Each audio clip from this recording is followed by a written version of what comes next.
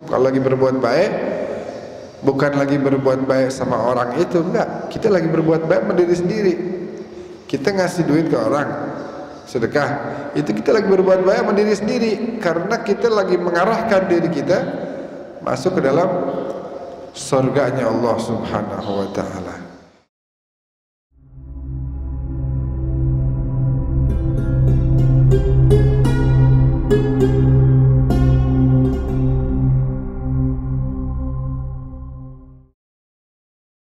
Bismillahirrahmanirrahim. Bismillah, alhamdulillah, al-mahmudu huwa Allahu jalla jalaluhu wal musalla alaih wa huwa Muhammadun wa aluh. Amma ba'du, assalamualaikum warahmatullahi wabarakatuh.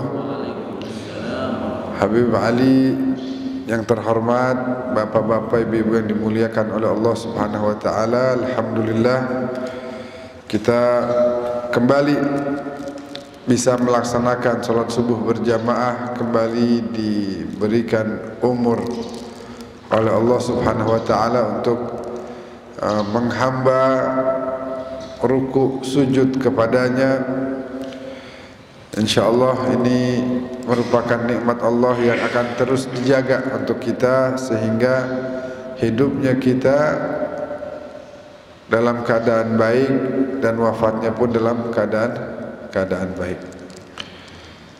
Dalam sebuah doa, Nabi mengajarkan kepada kita untuk meminta supaya dihidupkan oleh Allah selagi kehidupan itu baik buat kita. Jangan menurut kita kayaknya baik terus, maunya hidup terus, dan kebaikan yang kita pengen juga kayaknya nggak habis-habis gitu. Ada lagi, nggak pernah merasakan baik yang sebenarnya. Padahal kebaikan itu adalah ketika kita hidupnya di jalan Allah SWT. Dalam doa tersebut Nabi bilang, Allahumma bi'ilmika wa biqudratika ahyini ma'alimtal hayata khairan li. Hidupkan aku kalau memang hidup itu baik. Kalau memang dikiranya nih, ya Allah, hidup ini baik buatku, maka hidupkan aku, kasih umur untukku. Tapi juga wa tawaffani idza alimtal wafata khairan li.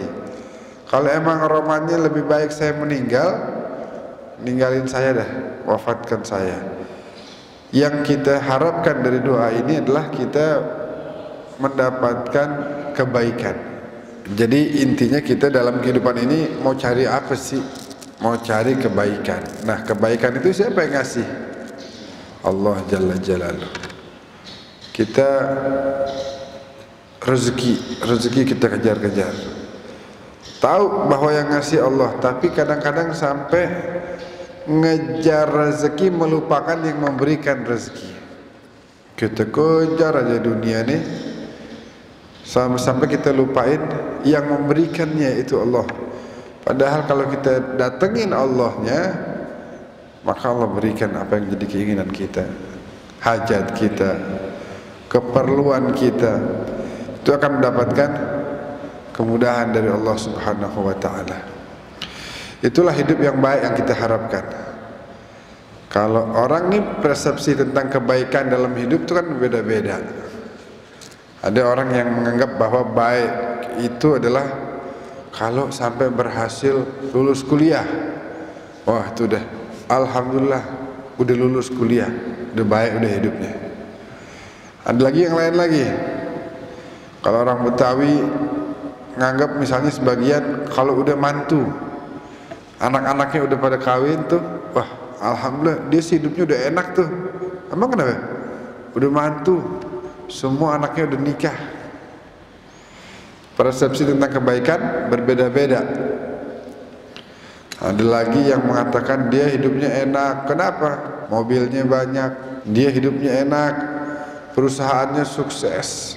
Dia hidupnya enak, rumah bisa ganti-ganti. Dia hidupnya enak, punya villa. Asal bosan dikit dia berangkat, dia bisa liburan di villa. Kehidupan yang enak berbeda-beda menurut siapa yang berpendapat. Tapi yang paling benar harusnya kita dengerin Allah. Allah menurut dia apa hidup yang enak? Seperti apa hidup yang enak? Hidup yang enak kata Allah Subhanahu wa taala dalam Al-Qur'anul Karim, a'udzubillahi minasyaitonir rajim. Man 'amila salihan min dzakarin aw untha. Man 'amila salihan min dzakarin aw untha wa huwa mu'minun falanuhyiyannahu hayatan thayyibah wa lanajziyannahum ajrahum bi ahsani ma kanu ya'malun. Siapa orang yang berbuat baik baik laki maupun perempuan dengan syarat wa huwa mu'minun, harus dengan iman. Siapa orang berbuat kebaikan dan dia beriman kepada Allah, nanti Allah akan berikan fala nuhyiyannahu. Wah, itu banyak tuh. Kalau kita belajar bahasa Arab tuh taukidnya banyak. Maka pasti kami akan berikan baginya kehidupan yang baik. Udah ada lamun taukid, ada nun juga di akhirnya. Pasti Allah akan berikan baginya kehidupan yang baik. Syaratnya ternyata cuma itu aja. Man amila salihan min dzakarin aw unta, mau laki mau perempuan, kalau dia melakukan kebaikan, wa huwa mu'minun, dan dia beriman, maka pasti kata Allah, aku akan berikan baginya kehidupan yang baik, kehidupan yang dia berbahagia menjalankannya. Kalau kita kurang berbahagia dalam menjalankan kehidupan, maka kita harus koreksi nih. Kita harus koreksi apakah kita sudah menjalankan kebaikan, apakah kita sudah beriman. Nah, jangan-jangan iman kita juga harus dipertanyakan.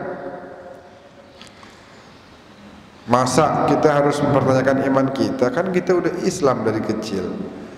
Nah, betul bahwa kita udah beriman kepada Allah, tapi kadar iman beda-beda.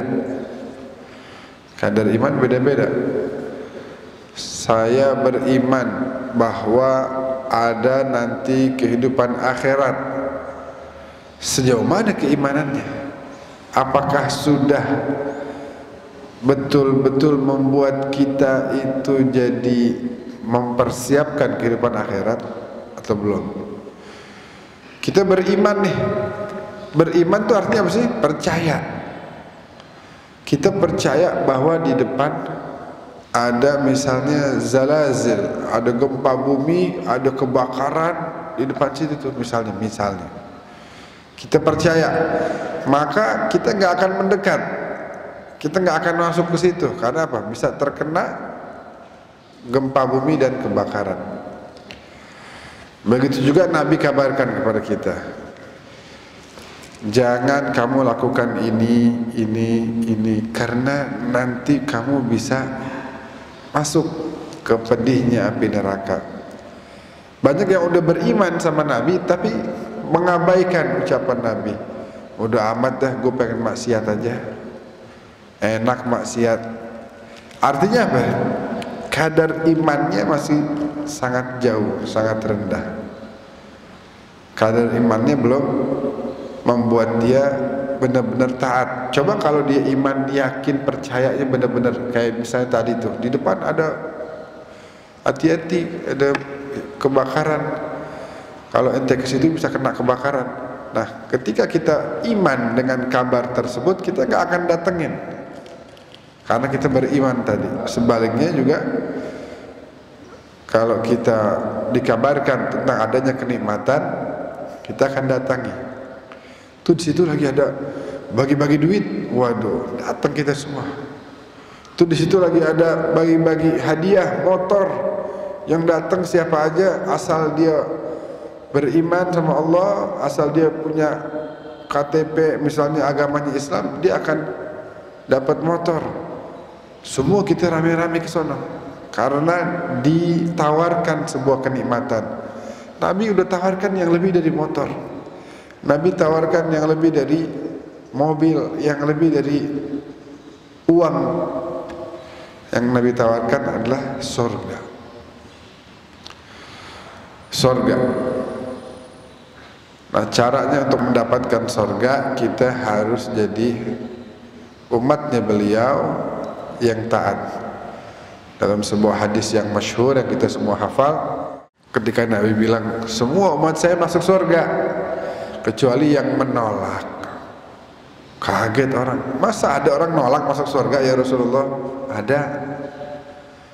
Yang taat sama saya masuk surga, tapi yang dia nggak taat sama saya, dia nolak masuk surga. Saya udah kasih tahu nih surga nih, tinggal gini. Sholat 5 waktunya dikerjakan, kewajiban demi kewajibannya dijalani. Itu finishnya nanti surga. Kalau ada orang yang nggak mau ikut sama saya, Nabi nggak bilang dia masuk neraka, nggak tega Nabi ngomong gitu. Faqad abah, dia telah menolak, dia nggak mau masuk surga. Udah saya arahin nih lewat sini ya, nggak mau, lewat sini aja dah. Itu jalannya syaitan, nggak apa-apa dah. Yang penting saya bahagia di dunia. Banyak orang yang mungkin lisannya nggak ngomong begitu, tapi perbuatannya berkata seperti itu. Berbuat baik itu memang nggak gampang. Berbuat baik itu sulit. Atau jangan jauh-jauh deh, sekarang nih kita lagi sholat subuh. Kalau kita lihat sebetulnya jujur aja masih ada mungkin di antara kaum muslimin yang sekarang ini mungkin belum bangun. Sampai sekarang mungkin, bukan hanya sampai sekarang, sampai terbit matahari belum bangun. Jadi oleh karena itu memang sulit. Sudah kita berhasil melakukan kebaikan demi kebaikan, kita harus jaga kebaikan-kebaikan tersebut. Sayang banget kalau kita udah beribadah terus nggak dapat pahalanya, kan sayang. Sayang banget. Contohnya apa? Contohnya orang yang ghibah. Dia udah ibadah cakep, habis itu dia ngomongin orang. Lu tahu gak si itu tuh itu. Nah itu dia lagi memberikan pahala hasil dari perbuatan baik dia yang dia udah capek-capek kerjain, dia lagi bagi buat orang tersebut. Sayang. Atau dia punya ibadah ini tidak dijalani dengan tulus dan ikhlas. Nah, itu juga sayang.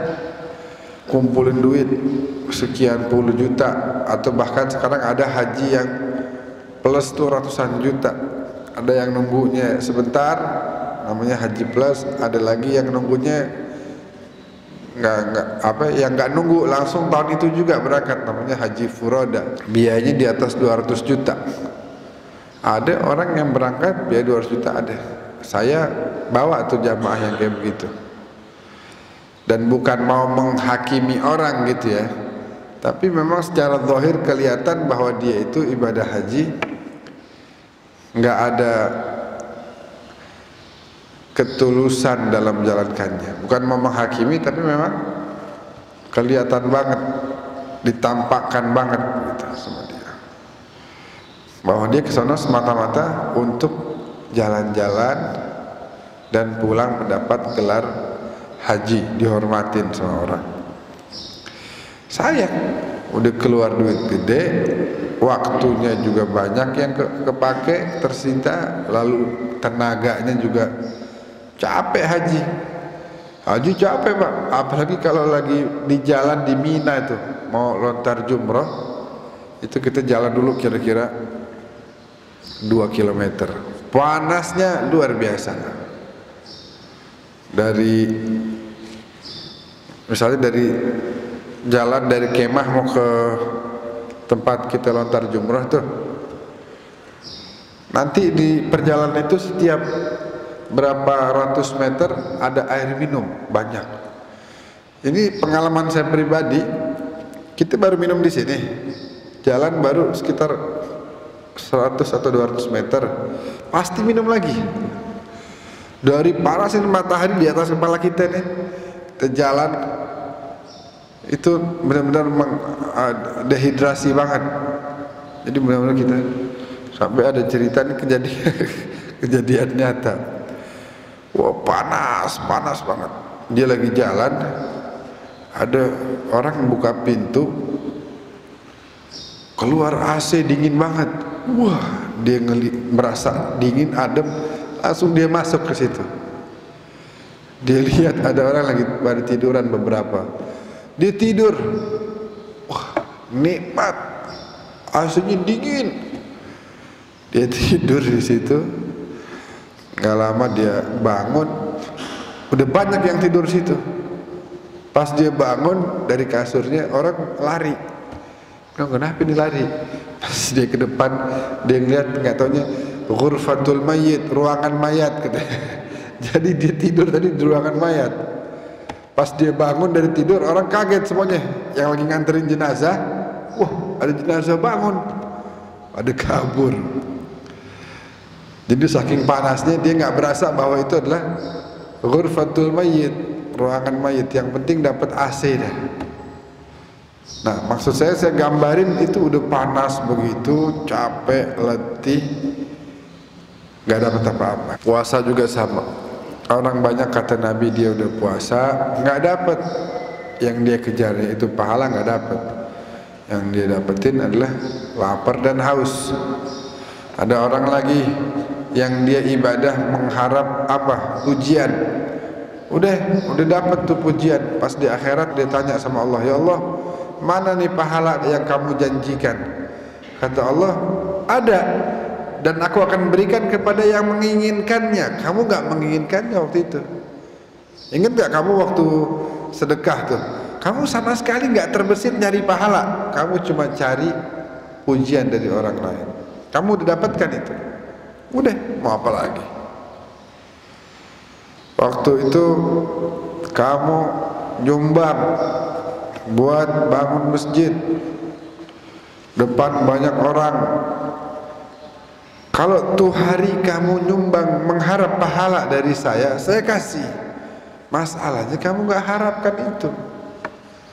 Yang kamu harapkan adalah kemudian orang pada cerita, wah luar biasa si fulan nyumbang kemarin, wah kamu girang. Udah, itu yang kamu mau itu dapat udah.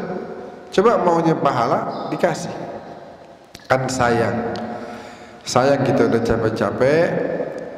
Jadi kita harus introspeksi lagi diri kita.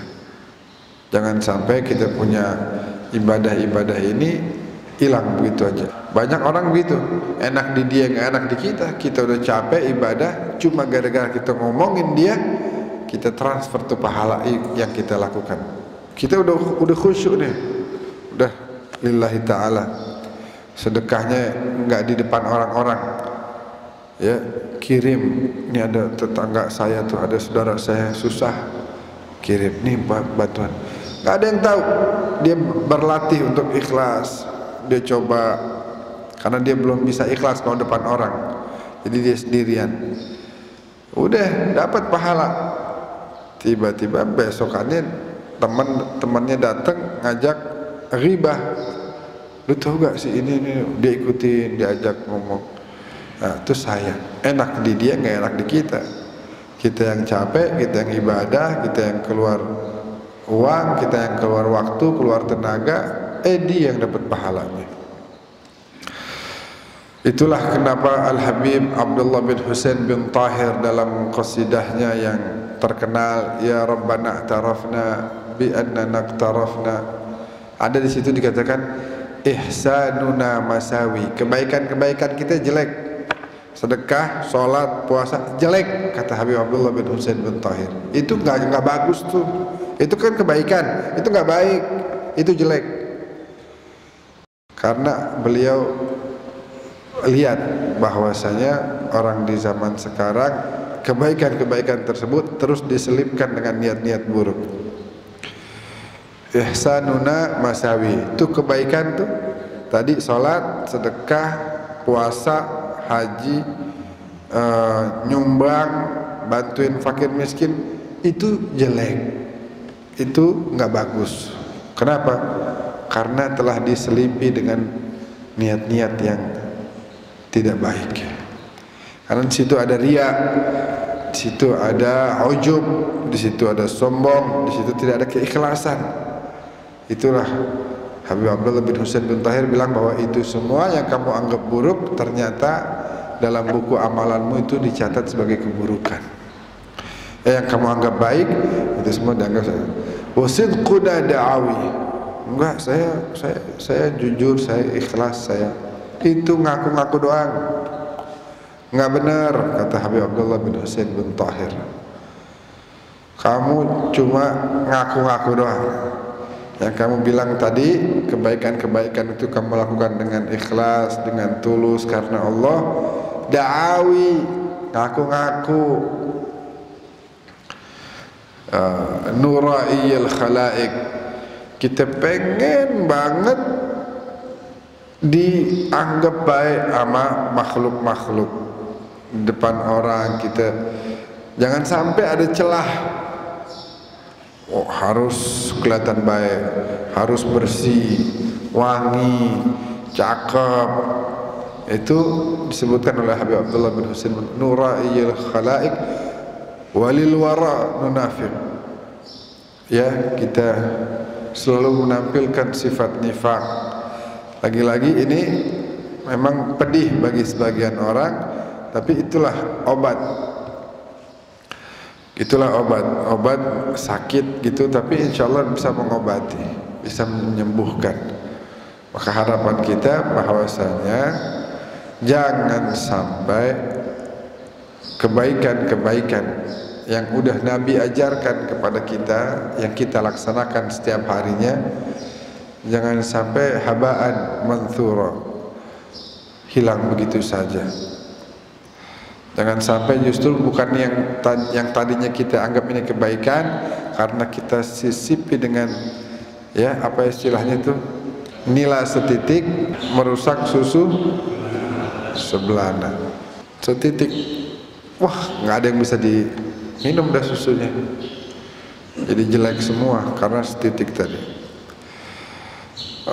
Oleh karena itu Bapak Ibu yang saya muliakan, mari sama-sama kita introspeksi. Nggak ada salahnya, ya kan? Kita introspeksi, kita masih di awal tahun, walaupun ini awal tahun Masehi miladiyah ya, bukan hijriyah, tapi nggak ada salahnya kita gunakan untuk bahan introspeksi, supaya kalau ada yang kurang-kurang kita perbaiki sekarang. Misalnya tahun kemarin masih ada tuh hari demi hari yang kita lalui tanpa kita membaca kitab Allah, Al-Quranul Karim. Enggak, mulai sekarang kita enggak boleh ada satu hari pun lewat tanpa kita membaca Al-Quranul Karim. Hari Jumat misalnya sering kita lalui begitu aja tanpa kita gunakan untuk membaca sholawat, karena hadis yang sahih Nabi tekankan, perbanyak sholawat kepadaku hari Jumat. Apa Nabi minta tuh? Bukan buat Nabi, bukan, buat kita. Kebaikannya kembali ke kita. Seandainya kemarin-kemarin masih ada Jumat demi Jumat yang kita lalui tanpa kita sholawat dengan jumlah tertentu, mungkin udah banyak disampaikan fadilah tentang sholawat. Kalau 500, kalau 1000, ya kalau nggak bisa ya 100, nggak apa-apa, udah berapa aja dah. Yang penting kita gunakan, kita baca. Kalau tahun kemarin masih ada kata-kata yang kurang baik yang kita keluarkan kepada keluarga kita, maka kita harus perbaiki lisan-lisan kita. Karena kalau kita lagi berbuat buruk, in asatum falaha, pada diri kita sendiri. Karena kita lagi ngarahin diri kita buat masuk ke neraka, wal iyadzubillah. Wa in ahsantum li anfusikum. Kalau lagi berbuat baik, bukan lagi berbuat baik sama orang itu, enggak. Kita lagi berbuat baik sama diri sendiri. Kita ngasih duit ke orang, sedekah, itu kita lagi berbuat baik sama diri sendiri, karena kita lagi mengarahkan diri kita masuk ke dalam surganya Allah Subhanahu wa taala. Hari ini tidak akan berpanjang lebar. Cukuplah, saya cukupkan sampai di sini. Rabbi fanfa'na bi barakatihim wa hdina al-husna bi hurmatihim wa amitna fi tariqatihim وأمتنا في طريقتهم وأمتنا في طريقتهم ومعافاة من الفتن يا أمان الخائفين آمنا مما نخاف يا أمان الخائفين سلمنا مما نخاف يا أمان الخائفين نجنا مما نخاف دعواهم فيها سبحانك اللهم وتحيتهم فيها سلام وآخر دعواهم أن الحمد لله رب العالمين. يا ربنا اعترفنا بأننا اقترفنا وأننا أسرفنا على لظى أشرفنا فتب علينا توبة تغسل لكل حوبة واستر لنا العورات وآمن الروعات واغفر لوالدينا ربي ومولودينا والأهل والإخوان وسائر الخلان وكل ذي محبة أو جيرة أو صحبة والمسلمين أجمعين ربي أسمع فضلا وجودا منا لا باكتساب منا بالمصطفى الرسول نحظى بكل سول صلى وسلم ربي عليه عد الحب وآله وصحبه عدد طش الصحب والحمد للإله في البدء والتناهي والحمد لله رب العالمين. السلام عليكم ورحمة الله وبركاته.